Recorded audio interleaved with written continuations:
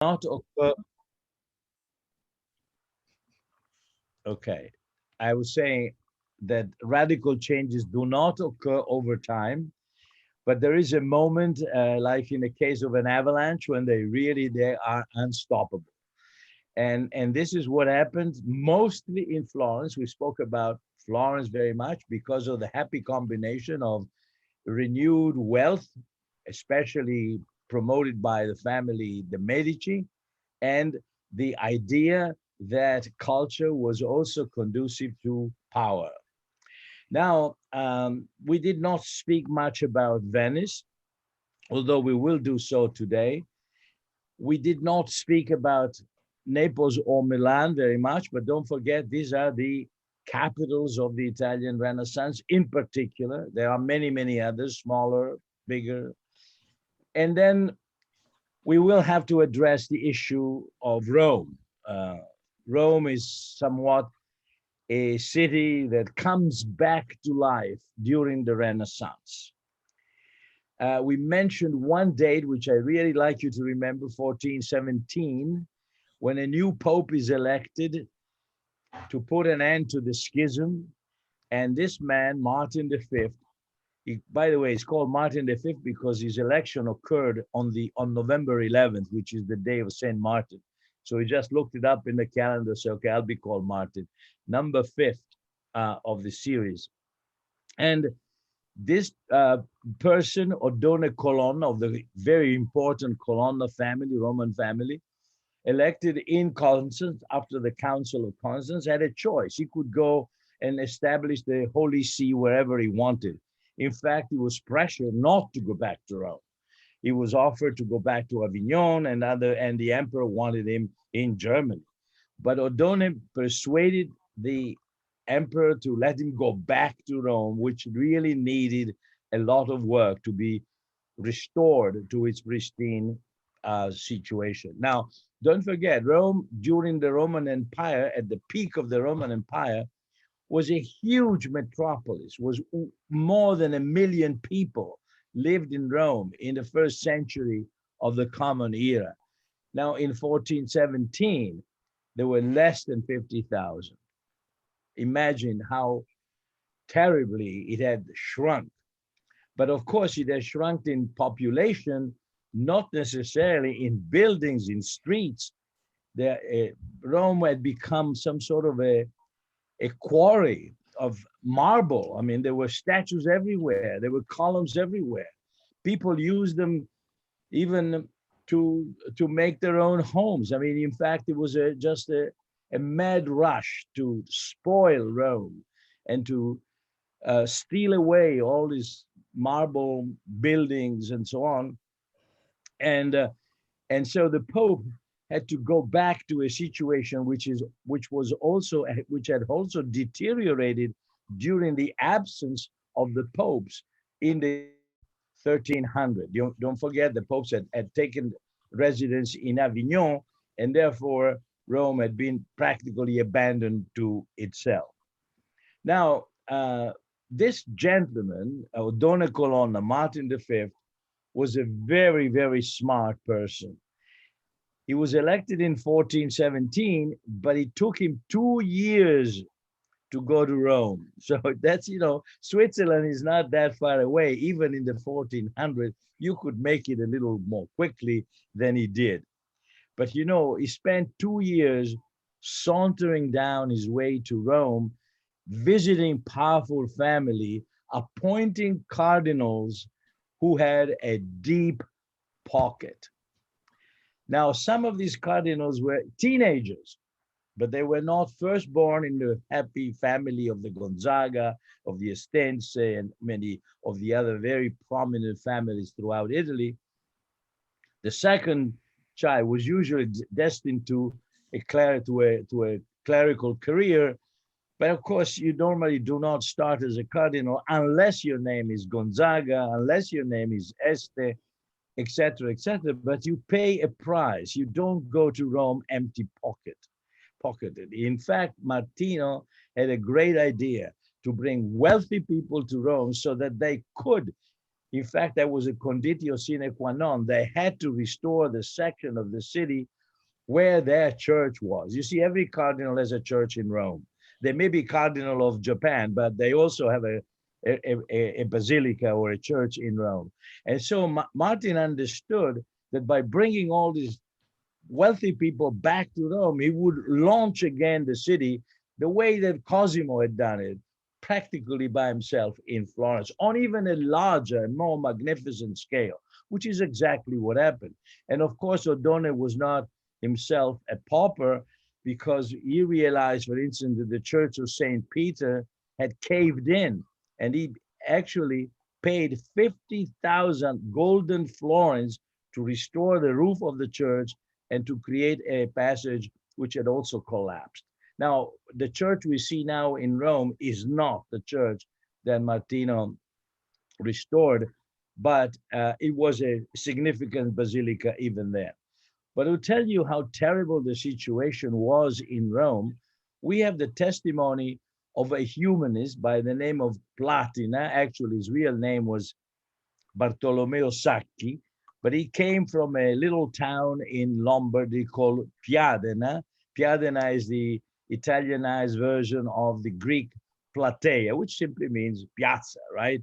And as a matter of fact, this fellow called Bartolomeo Sacchi decided to have a nom de plume, a pen name, and which was Platina, namely the Latin from the Greek of the name of the town. Actually, it's very funny because he also had a nickname which was Calvus, which means bald-headed.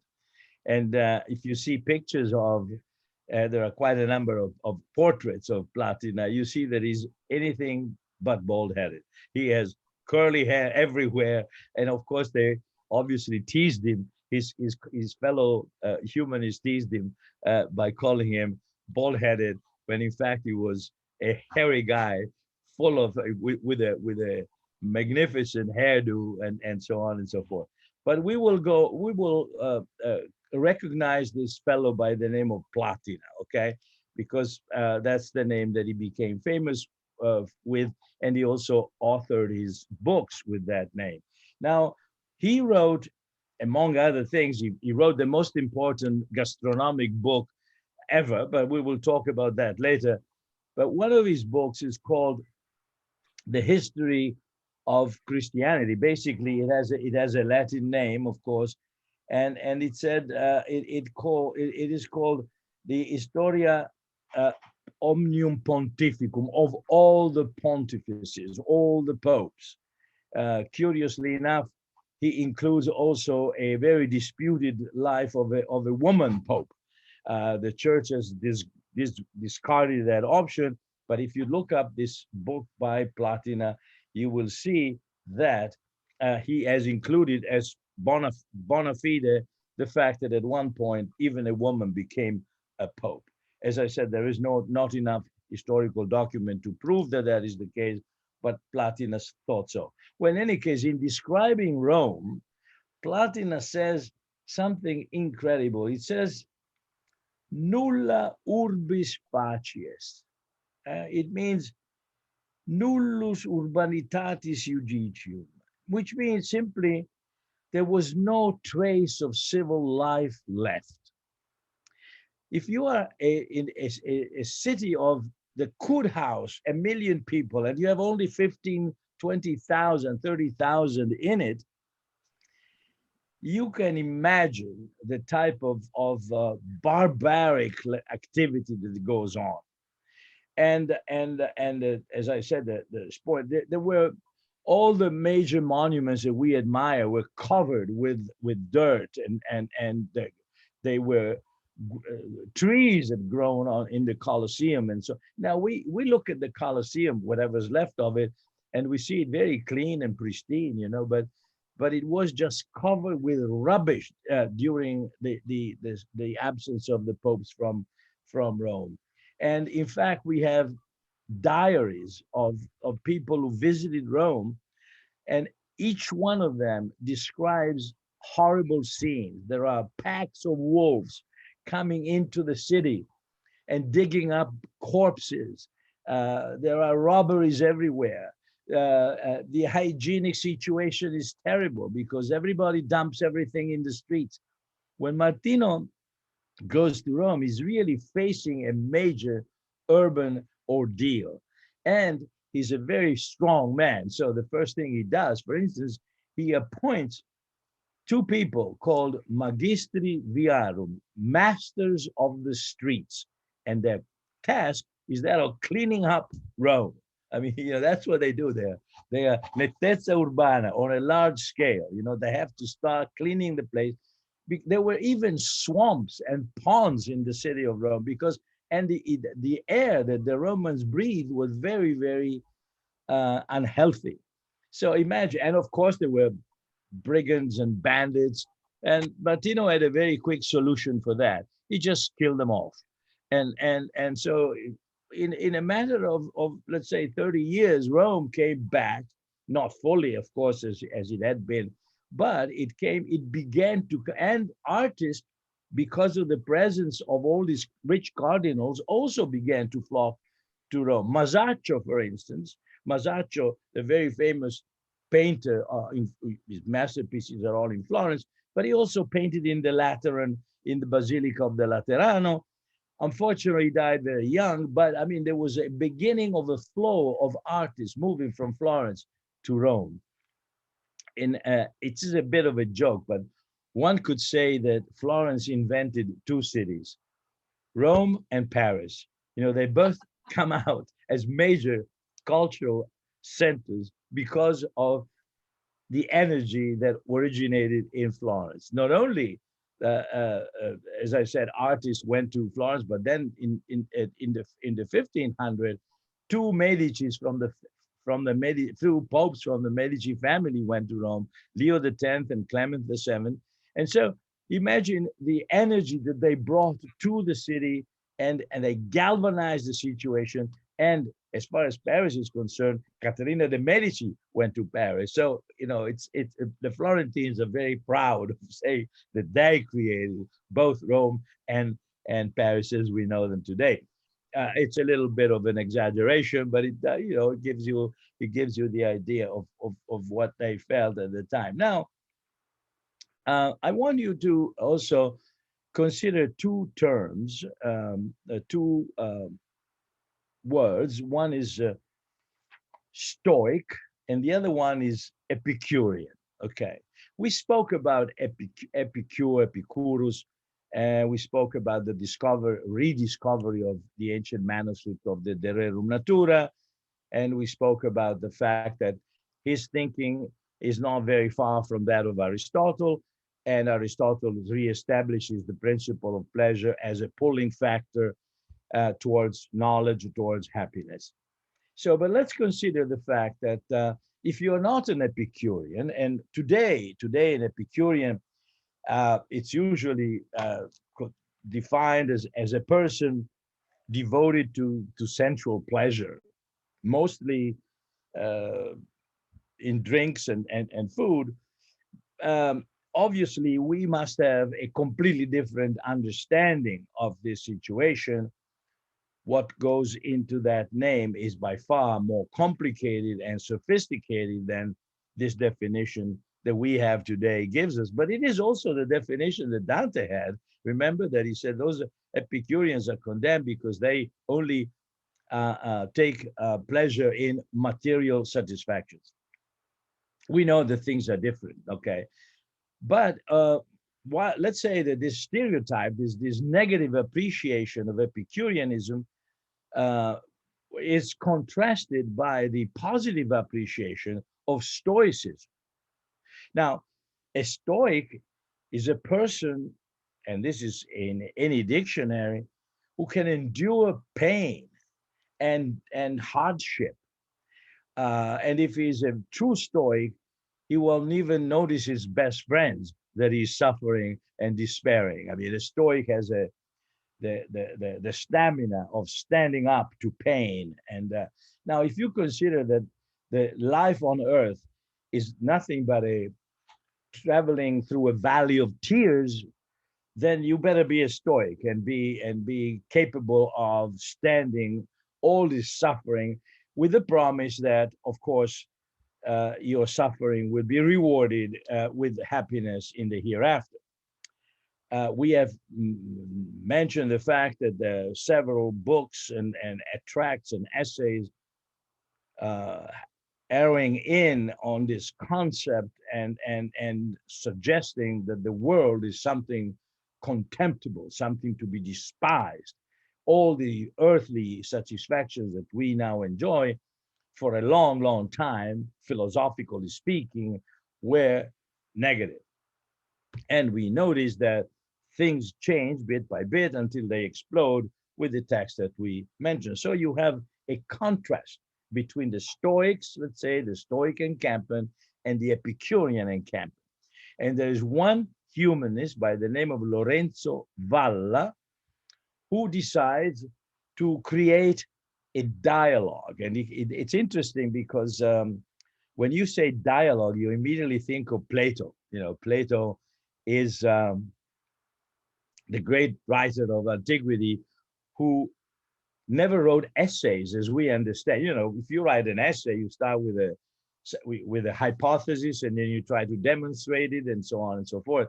But Plato did not. Plato wrote dialogues. Dialogues, we are normally we understand the term dialogue as a discussion between two people or two entities. There's a dialogue between the United States and Russia, let's say. Okay, there are two entities. But dialogue does not mean that at all. Dialogue means through language.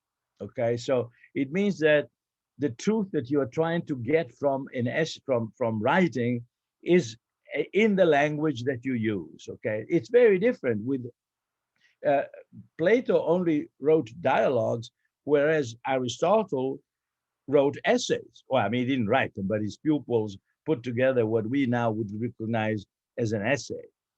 So an essay means that I will demonstrate something as true or as false. But with Plato, this is not so clear. You know, sometimes you think that his major character, Socrates, is saying something true. He seems to be smarter than everyone else, but there's never a definition, never a formula that you can link yourself to.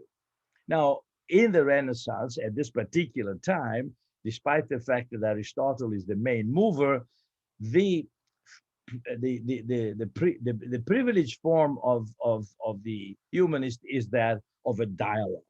So you have several characters speaking about what does it mean, what it means to be a Stoic, and what are the advantages of being a Stoic, and what are the advantages of being an Epicurean.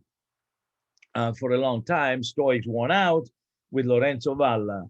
It's for the first time the Epicureans who is capable of subjugating the topic of the Stoics. So there's one particular book, very difficult, very boring, which Lorenzo Valla wrote over and over again in different versions. But in the end, it's called De Vero Falsoque Bono, on goodness, true and false.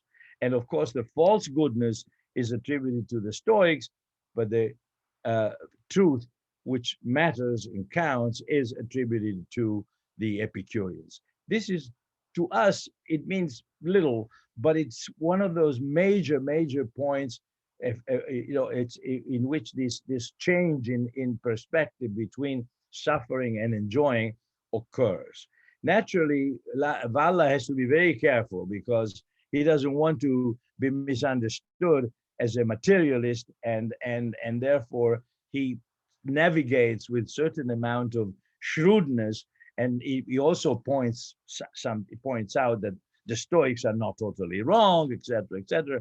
But this is a rhetorical move to make sure that the winning argument is that of the Epicurean. So I'd like you to uh, uh, notice the fact that here we are talking about falsehood and truthfulness and falsehood. The vero falsoque bono, what is good, okay? And some of it looks good, but is not good. And therefore you have to be capable of identifying what is permitted and what is not permitted.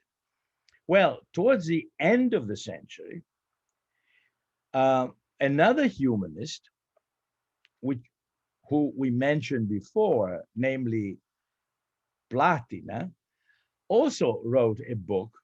Of course, all these people wrote in Latin, right? But and it's good Latin for the first time. So Platina writes a book, which is the title of which I think I mentioned it before. In itself, is a stroke of genius. It's called the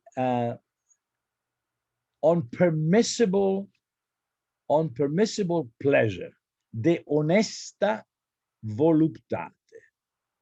Okay, unpermissible pleasure and atque valetudine, which means also and good health. Why is it a stroke of genius? Well, for two reasons. One, it puts together good health with pleasure. So that's definitely an Epicurean argument. It's not Stoic. You can say you can enjoy it intelligently, and uh, you will be in good health, and there's no problem in transferring you to heaven, or let's say purgatory in the hereafter. De honesta voluptate, permissible pleasure, right pleasure. Now, this would have been impossible 150 years before. But what is it? It's a cookbook. Unbelievable. There is a there are some 250 recipes. So this is what permissible pleasure really is. La bonne chère, the good eating. And it's interesting to notice that there is a prefatory letter, a letter in which the author gives thanks to the to a cardinal who actually put up the money for the publication of the book, because on top of everything else, De Honesta Voluptate is the first cookbook ever printed, and there are several editions. We think that the first one was published in 1474, but we're not totally sure because unfortunately the date is not there, except that we have and that was printed in Rome. But we have another one the following year, printed in Venice, 1475. So we assume it was the year before that this happened in Rome.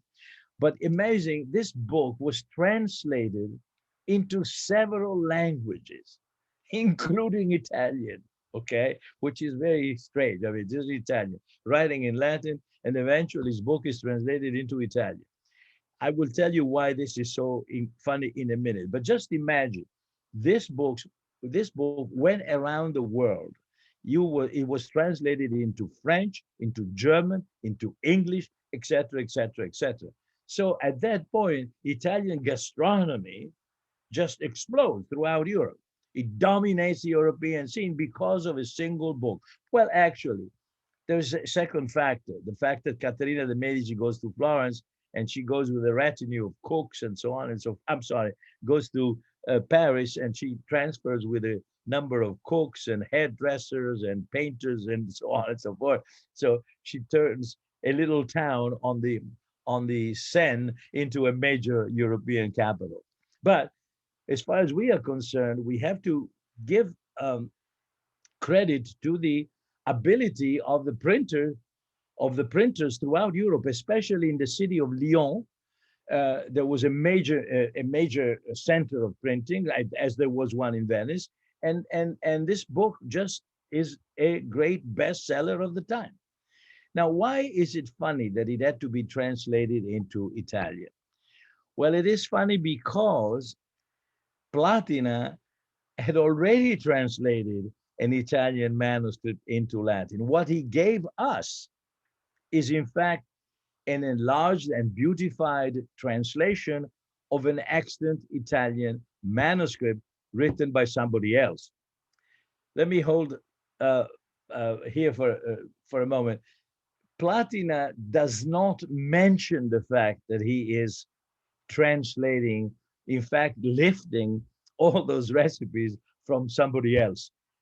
He just turns them into Latin, beautiful Latin, and adds to at the end of every recipe a little notation This is good for that. This is good for your kidneys. This is good for your liver, blah, blah, blah. But the bulk of the recipe comes from a chef whose name is Maestro Martino. Maestro Martino de Rubeis, and we didn't know that that was the case until 1931. So from 1474 to 1931, we did not understand that Platina had actually copied, translated, modified slightly the recipes of someone who was a professional chef. I will tell you a few things about this Martino de Rubeis in 1 minute, because I want to go back to the prefatory letter that Platina writes to thank Cardinal Roverella, who, as I said, put up the money for the publication. In that letter, and this is the epitome of the Renaissance, he says that the ancients were better than they are in all aspects and all activities. They were better sculptors, they were better painters, although we have no painting except for frescoes in left.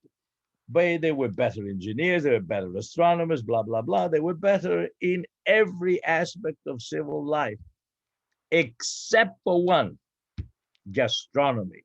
We are better than they were. This is very important. You know, it says, Dear Cardinal, I am so glad you were the greatest cardinal who ever walked on earth. Thank you so much for the money, etc., etc. Oh, by the way, you know, my book, despite the fact that I'm a humanist, you may sort of raise an eyebrow and says, what is a humanist doing with a book on food? Well, there are examples. There are many examples from ancient times of people dedicated their intellectual activity to food, Apicius, blah, blah, blah. And by the way, he says, although they were okay, we are so much better when it comes to food. So it takes pride in saying, you know, we know what we're doing finally. You know, we are on top of things. Now, let me go back to the fact that while he's actually saying this to his mentor, he's also dialoguing, or in the traditional sense of the word, with Maestro Martino. Maestro Martino was the chef of a very, very famous Cardinal Trevisan. And as I said, until 1931, we had no clue of who this person was. This is the way it happened. And you know where it happened? In Chicago, United States of America. In Chicago, a person by the name of Welig, who was a gourmet and also a writer of and a scholar and a translator of books from Latin, and he had worked on De Honesta Voluptate for a long time. He had commented and translated into English. Now there's a by far better translation, but of the Honesta Voluptate. But in those days, he was working on it as a scholar does. And one day, he was also buying manuscripts on the antiquarian market, and he sees that there is a manuscript for sale written in Italian, in Tuscan Italian, in Milan. And this is 1931. So he decides to bid and buys the manuscript. The manuscript is sent to Chicago. He looks at it and says, but I have already seen this. You know, where did I see it? I said, my God, you know, this is the Italian version of what I've been working on, the Onesta Voluptate. Actually, it was the other way around. You know, it's the Onesta Voluptate that was the translation of Maestro Martino. Maestro Martino is mentioned twice in the Platina's book, but is never recognized as the author of the recipes. Now, I want to drop for a moment Platina and go to Maestro Martino, because this is the first modern cookbook ever. Why do I say that? Well, to begin with, uh, Maestro Martino separates meats, fish, eggs, blah blah. That had been done before, actually. You know, the categories of as we do today in modern cookbooks. But he does something very special that had not been done before. It tells you the amount of ingredients that you need in accordance to the number of people you have to feed. So if you say this is a soup for 10 people or 8 people or 12 people, so we are not talking about banquets anymore. We're talking about dinner parties. And this is also very intriguing because, you know, a banquet, the classic, not that banquets stop by no means, but in any case, they certainly, a novelty is introduced into civil life. That is to say, people congregate to eat well, not because they have political discussions, but because they like the food. And this is something that did not occur before Maestro Martino. So number of people, quantities. There's something else that is absolutely astonishing. It tells you cooking times. It's amazing because the is also this man. By the way, the fact that a cook knew how to read and write, it's already an exception because normally they didn't, you know. But this is incredible. Not only he knows how to read and write, but he also tells you is very funny. It tells you in terms of indicating how long you should cook a particular ingredient, and he resorts to prayers. He says, you know, in order this is cooked after 4 paternoster, that is to say, our Father in heaven. You recite that 4 times, and that take it out of the boiling water. Or, you know, you say they had hourglasses, of course, but Maestro Martino several times tells you that if you say the Father's Prayer a number of times, that's exactly the time you need to cook a certain ingredient. Now, so we have division of categories, dinner parties, small groups of people, cooking times, and even tells you the type of vessel in which you have to put the stuff. Sometimes it describes the container. Not, you know, you don't cook on a flat pentola what you're supposed to cook on a tall pentola, etc., etc. He has devices to avoid that smoke gets into the food because, you know, he devises all kinds of gadgets in order to prevent the food to acquire smoky taste and so on and so forth. But had it not been for this gentleman who acquired a manuscript from this antiquarian in Milan, and someone who, by the way, was interested in medieval and Renaissance gastronomy, we would never have known of the existence of Maestro Martino. Now we have, both in Italian and in English, a critical edition of the text, because after the manuscript acquired by Mr. Velig, 4 more manuscripts have emerged. One is at the Vatican Library. Mr. Velig died and bequeathed his library to the Library of Congress. So his manuscript is now in Washington, and it's very interesting if you collate them. The manuscript in Washington and the manuscript in Rome are identical, but there are 2 more. One is in New York at the Pierpont Morgan Library, and one is in Riva del Garda, of all places. I don't know how it ended up there, but Riva del Garda, this little town at the end of at the top city at the end of Garda Lake. That's where it is. There is a 5th one because we know that it was sold at an auction, but it has unfortunately disappeared. We don't know who owns it.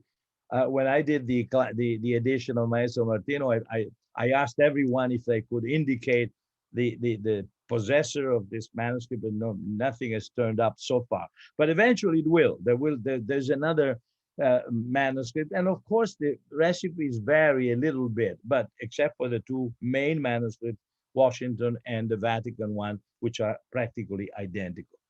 Now, in order for us to appreciate this enormous importance that eating well had assumed during the Renaissance, I'd like you to take a look at two paintings. I think they were distributed. Um, uh, I think the images I provided are not necessarily the best, but online you can find by far better reproduction of these two paintings than the ones I'm providing you. I'd like you to understand that one of them is by a very, very famous, you go to Venice, you go to the Accademia, and it hangs there. It's a huge, huge painting, which is now called the Supper at the House of Levi. And until 1867, we thought that was the title of the painting, Supper at the House of Levi. In 1867, someone rummaging through the archives in Venice found an important document and, in fact, the transcript of a trial. The Inquisition called the painter Paolo Veronese and asked him questions about that painting and forced him to change the title. The original title was The Last Supper, the holy meal that the Lord had with his apostles. Now, if you look at the painting, the first thing you say is, where are the apostles? Where is Christ? Well, Christ you can see because he's right in the middle.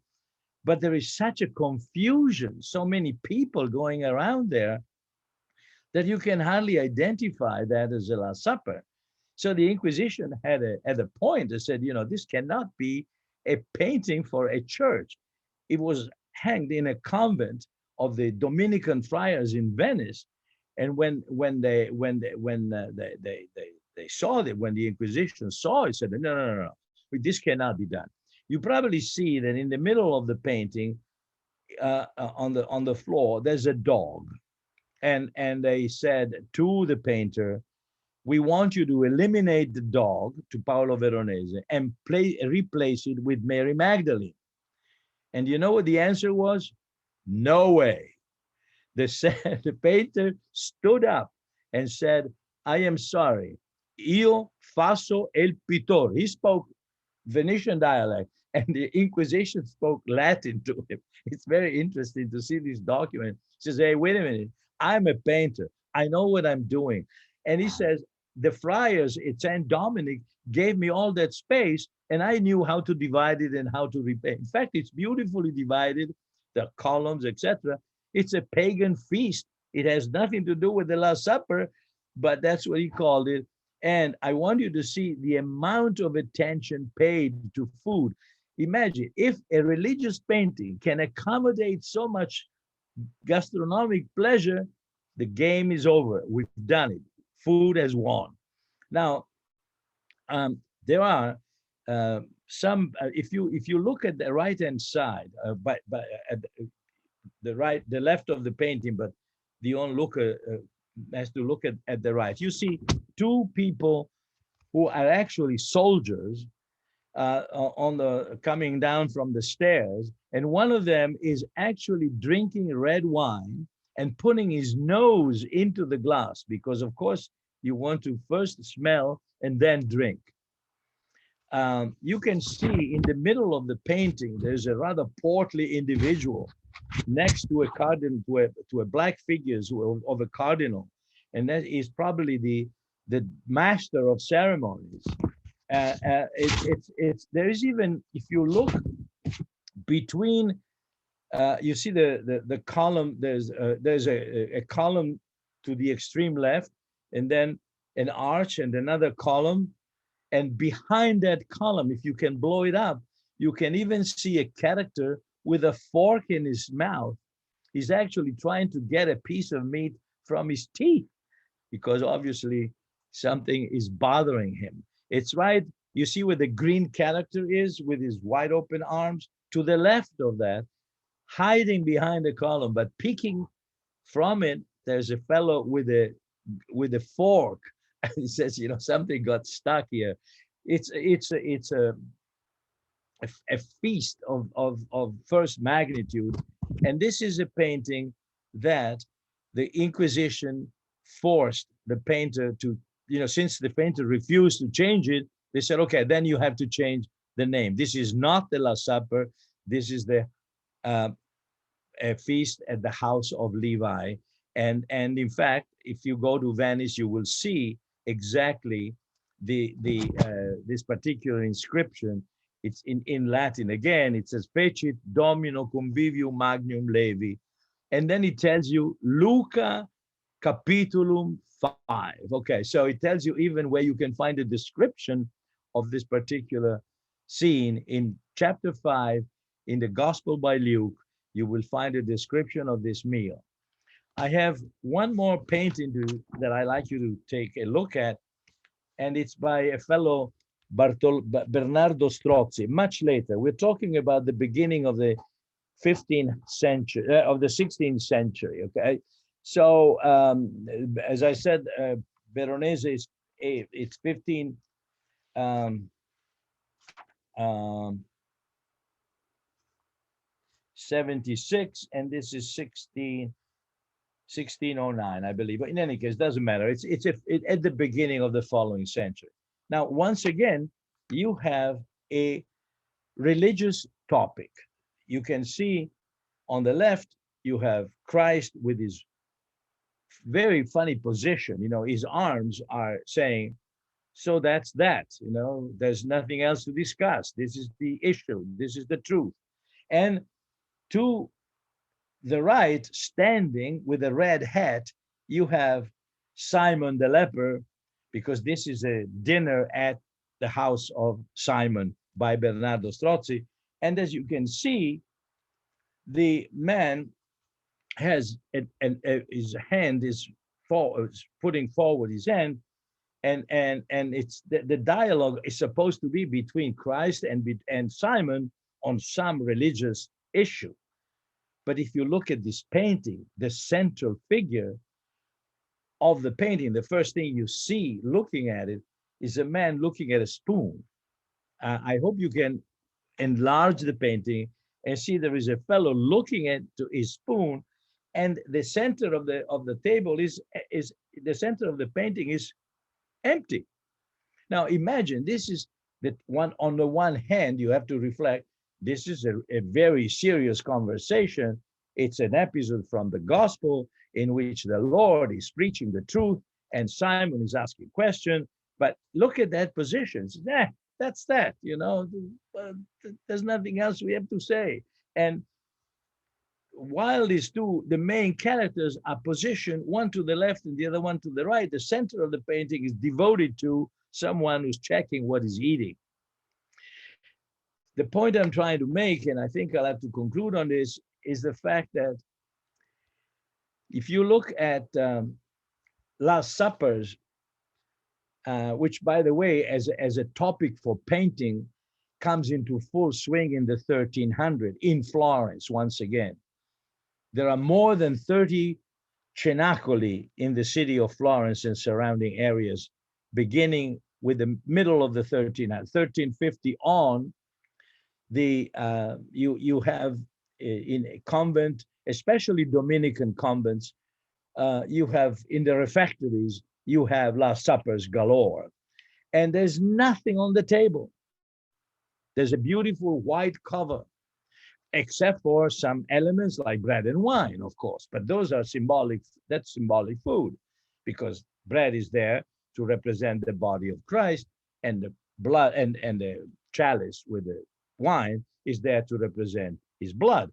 And as we know, in the three Gospels of Mark, Luke, and Matthew, the meal is described in full length. There is no such description in John, but in the first three Gospels, it's an elaborate description. Christ breaks the bread, gives it to the apostles, and says, do this in my memory. This is my body, this is my blood, etc., etc. So that's the only food you will find on Last Supper, when the Last Supper becomes a topic for painting, for major paintings. It doesn't last forever. Last Suppers are out in 200 or 300 years later, and they go out as a topic, as a classic topic for religious painting. other topics come into being, But strangely enough, after the rehabilitation of Epicure, after rediscovery of Aristotle, after the writing of the De Vero Falsoque Bono, after the writing of the Honest Pleasure, etc., what else can you do to prove that food is legitimate and enjoying food is legitimate? Put it on the table where Christ ate. If he liked it, we all are fine. And this is exactly what happened. There is an enormous amount of Last Suppers with great food. I just showed you one that unfortunately was had to change its name. But don't forget that the intention of the painter and the committee who actually commissioned the painting was that of a Last Supper. As far as the friars in the Dominican convent, that was a Last Supper. They didn't balk. It was the Inquisition who came in after the Council of Trent and said, no, no, no, this cannot go on like this. But there are hundreds of paintings, Last Suppers. As I said, there are more than 30 just in Florence. The most famous of them all, of course, is in Milan, and that's Leonardo's Last Supper. And on Leonardo's Last Supper, there are also very intriguing and even prohibited food. I have, it has been discovered not too long ago that right in front of St. James, there are two dishes of eels.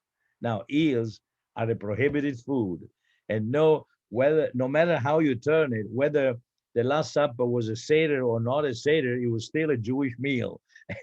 And the idea of putting eels in front of those people is almost blasphemous. But of course it wasn't, because the idea was that food had been accepted culturally, and Leonardo knew exactly what he was doing, having a first-hand knowledge of the Bible himself.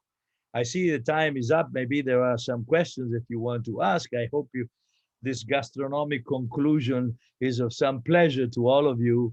And if you want to uh, uh, get a hold of Maestro Martino's book, the Italian version has 50 recipes made for the modern kitchen. So if there's a beautiful edition curated by myself and my students, and then at the end we ask the chef to say, look, why don't you make possible for the contemporary person to eat some of the food prepared by Maestro Martino for his cardinal.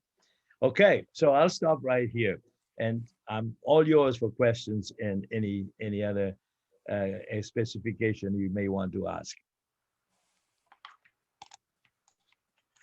Professor, I think that you mentioned Maestro Martino books, but it was not clear that you translated in English. That's correct? You translated in English? Well, I didn't translate it. I wrote the introduction, and it's a very complicated, I mean, not a complicated book, it's a complex book. There's an introduction of how this manuscript was discovered. The story I told you about Mr. Wedig and Platina, of course, it's expanded, okay? So today I synthesize it. Then there is the edition of the manuscript as Mr. Welig proposed with the manuscript in Washington. Then there are variants from other manuscripts, and there are 3 different manuscripts with small variants. And then there is a textual note that explains the history of this manuscript. And finally, there's Barzini's appendix with the 50 recipes that can, because of course, some of the recipes are kind of difficult to find. They didn't use much vinegar, but they used agresto, and so, but you can sort of play around with it. Yes, in English, the English translation is available, but I didn't do the translation myself. I think it was Jeremy Parson translated the book, and it's published by the University of California Press. That's still running. Whereas the Milanese edition is by a small publisher called Guido Tommasi, but they're both available online. I mean, online through Amazon or one of those monsters. Ask you another question. In 1300, you told us that Dante didn't like too much to be involved with food beside in his wording about gastronomy. But if I remember correctly, when I was in high school, I think that Giovanni Boccaccio liked food a lot, and he wrote about. And if I recall, we made a lot of jokes that in the Decameron, he described many, many times il porro, the leek, about there is something about the white and the green, the old and the young. Can you? Absolutely. Yeah. Well, it's very funny that the first commentator of the divine, in fact, you know, Boccaccio was the first public commentator of the Divine Comedy. He delivered 17 lectures and then he passed away, so we couldn't continue. But we published that in English, the commentary of Boccaccio on the Divine Comedy.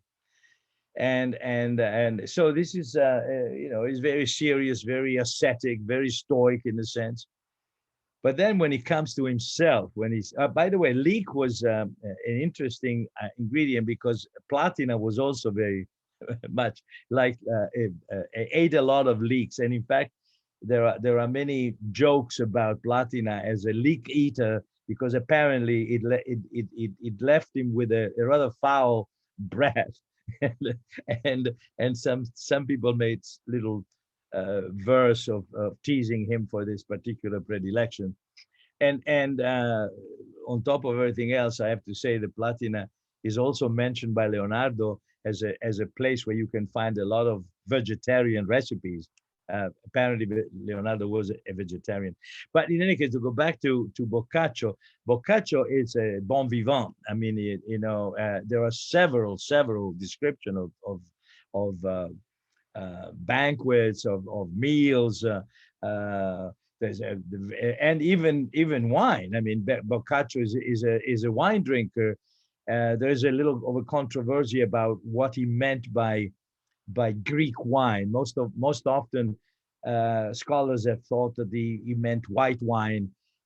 Recently, I think a new perspective has come into being, and some enologists have maintained that the wine that Boccaccio had in mind was actually what we now called Aglianico, because Boccaccio also lived in Naples for quite a while. So as a merchant, he worked and so he picked up um, different gastronomic traditions. But and then of course we have the famous story of a baker who offers wine to a stranger who comes into town. Chisti, the baker, and the way the foreigner who comes into town likes so much the wine that he asks for more. And Chisti says, "Tell him that this wine is not the water from the Arno River," you know, etc., etc. But then there is a great story of a chef who's actually cooking a crane, and of course cranes have two thighs, of course, but as he's cooking is so good. Tikibio, that's his name. If his girlfriend comes by and she's so charming and seductive that he persuades him to give him one of the two thighs, and so he's left with one. And when he serves the thigh to his master, the master asks, "Where's the other?" And he says, "Well, but cranes only have one thigh, you know." And he says, "Oh yes." He says, "Yes." And in the following morning, they all go out to the Arno, and they see all these cranes, and they are standing on one leg only, you know. And so Bikivio says, "You see, I told you they only have one leg." And so the master goes, and immediately, you know, the noise makes the cranes release the second and fly off. And he says, "Well, you see, they have two." He says, "Yes, but who tells me that the one you brought home was the one that you had clapped for?" So, and so the master finds his chef so intelligent that he forgives him, etc., etc. As to then there is of course famous scene of Bengodi, you know, the country of where a paese di cuccagna, the land of cocaine, paese di cuccagna, chi meno lavora più magna, no? Cioè who works less and eats more. And then there's there's the classical imaginary place of all poors imagine to live in the land of cocaine, where you don't have to do anything in order to get food. And there's a above and behind, beside the leek, the green and the white leek, there's also the controversy about the term maccheroni, because Boccaccio says that there are mountains of Parmesan cheese on top of which there's a boiling cauldron to cook macaroni. That macaroni then are thrown down the cheese, and the macaroni gets wrapped in cheese. When it gets to the bottom, you just pick it up and eat it. And from some of the illustrations, it is clear that Boccaccio did not mean the macaroni as we understand it, but he meant gnocchi, or some sort of a gnocchi alla romana, because in the illustration you see they're sort of small circumferences that. But then, of course, that's not the only possible etymology of macaroni. If Boccaccio is correct in indicating that macaroni means gnocco, because he's thinking of the Latin maccare, which means to make a dent in the dough. You know how you do it with your thumb after you cut up into pieces the dough. You just put your thumb into it and you macchi the. But of course, there is the Arab. You actually learn it from you know, the Arab etymology of the macaroni, and the fact that Italians are known as derogatorily as macaroni in France, and so on and so on. And so I'm got a little lost about the leaks, but in any case, yes, Boccaccio is the first to, and then in the Novellistica, in all the imitators of Boccaccio, it's splendid. The number of meals. I am tempted to tell you one in particular, as a fellow from Siena called the name, of course, escaped me. But in any case, he has a beautiful short story of a priest. You know, priests and friars do not cut a very ascetic figure in some of these short stories. They usually, you have nuns who are starving themselves. They're walking skeletons, and then you have very fat Dominican friars who eat themselves to death, you know. And in any case, one of these friars who has persuaded his congregation to donate all kinds of food to him as he's preaching to his congregation, sees at the end of the church his servant holding a tench and an eel, and he says, someone just, you know, he indicates gesturally that someone brought those two fishes to him. And the preacher from the pulpit manages to include a recipe in his sermon so that the servant can go home and cook them for him after the holy service is over. It's a stroke of genius, you know, because he says, oh, I remember those sinners who cooked the eels this way. First, they washed it 6 times in cold water, blah, blah, blah. Then they cut it, and then they ate it. Oh, those sinners, they are probably all in hell by now. But I was a little boy. I had no responsibility, and so on and so forth. So food after in the 1400 is the area where the notion of pleasure becomes number one. I mean, it's clearly tied to the notion that you have to eat in order to survive. And so while you're at it, why not eat well? Well, we stayed way over the time, but I hope it was okay. I think that Stefania Scotti wants to ask you a question. Yes. Please ask a question. Stefania, your microphone is off. Okay. Yes. I wasn't ready actually to ask you a question, because honestly, I'm overwhelmed by your knowledge and your kindness. So on behalf of everybody, I wish to thank you very, very much. It's been a Oh, pleasure to be with you all these 4 afternoons. Thank you very thank much. you. Thank you. That's very kind of you. I appreciate it. Thank you. Okay, it's the time of compliment if somebody else wants to do it. So we will repeat the series maybe this fall.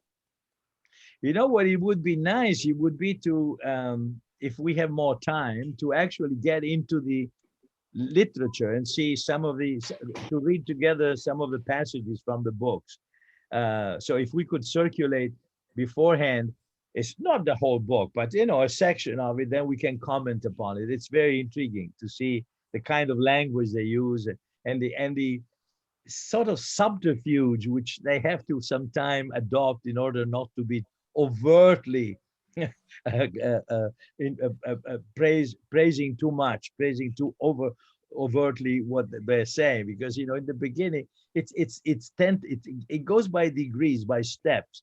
They are a little shy in the beginning, and then it becomes an avalanche of praise for the food, for the wine, for everything. And then also there's a mad hunting for ancient manuscripts to see if by any chance there are, because the only real gastronomic handbook that came to us from antiquity is really the Apicius, and that's a controversial manuscript that we have again from the 9th century, although it was probably written in the second, either the first or second of the Common Era. But it is sometimes we are taking a little by surprise to see what they thought was good food. You know, sometimes, and the combination, there's this notion, this garum condiment that they poured on everything, which was rotten fish. You know, we would turn our stomachs, and they thought it was great. You know, just. But in any case, you know, we can do a lot of things about the history of gastronomy throughout the century. You know, there's it's unstoppable.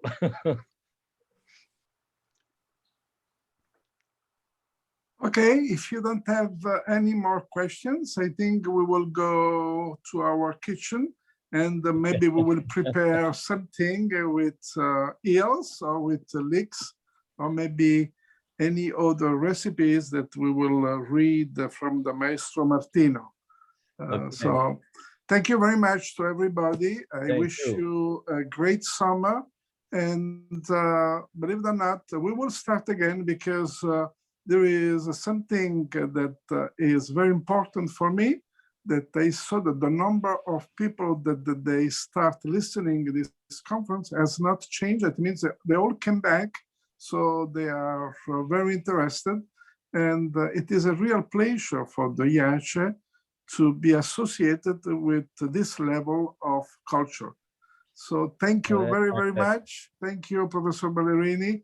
Thank you for your kindness. And we are all very much enriched by your knowledge. It is such a beautiful hour that we pass with you each time. Thank you, and goodbye to everybody. You're too kind, but I appreciate it. Thank you. Bye-bye. Have a great summer. Thank you. Bye, Christina. Ciao. Ciao.